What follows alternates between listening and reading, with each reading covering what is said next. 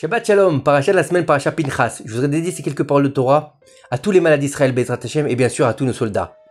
Dans la fin de la paracha de Pinchas, on parle de sacrifice, l'offrande expiatoire de Rosh Chodesh, qui est différente des autres car il est écrit là-bas, une offrande pour le péché pour Hachem. Pourquoi Hachem aurait-il besoin d'apporter une offrande comme s'il avait fait un péché? Est-il possible d'attribuer un péché à Kadosh Baruch Hu? Rashi va nous expliquer, Hachem a dit, apportez l'expiation pour moi parce que j'ai réduit la taille de la lune. La question qui se pose, c'est pourquoi Hachem a-t-il besoin d'expiation pour avoir infligé à la lune la punition appropriée? Rabbi Kalonimus Kalman Zatzal explique qu'au départ, Hachem a pensé créer l'univers avec l'attribut de rigueur et punir les mécréants dès qu'il agirait de manière incorrecte, afin que toute la création le craigne. Cependant, Hachem a vu, dans son immense sagesse, que le monde ne pourrait pas subsister dans de telles conditions. Il ne pourrait pas survivre à une punition immédiate et exigeante.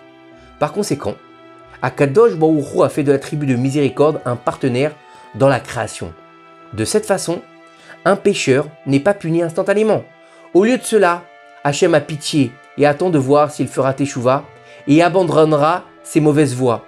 Ce n'est que lorsqu'un homme ne fait pas teshuva qu'il sera puni bien plus tard. La lune méritait la punition qu'elle a reçue. Pourtant, Hachem nous demande de lui apporter une offrande expiatoire parce qu'il a instantanément puni la lune en utilisant l'attribut de sévérité et de rigueur, sans attendre d'avoir la miséricorde et de voir si la lune ferait teshuva.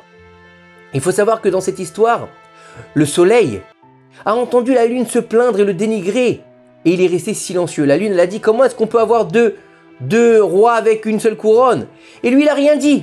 Pourquoi? Parce que le soleil, il incarne le don de soi, il ne ressent pas d'ego, il n'a pas été blessé par l'insulte de la lune, il n'a pas le temps de s'offusquer. Et il en est de même pour tout homme qui adopte la même attitude, la même conduite que le soleil. Le résultat est qu'il sera élevé à la grandeur, et ceux qui essaieront de l'humilier comme la lune l'a fait avec le soleil, chuteront immanquablement. Plus encore, son visage brillera comme le soleil d'aujourd'hui. Mais pas comme le soleil qu'on voit aujourd'hui, comme ça. Comme le soleil du Mashiach, c'est-à-dire que le soleil sera encore plus grand lorsque le Mashiach viendra. Son visage illuminera les mondes.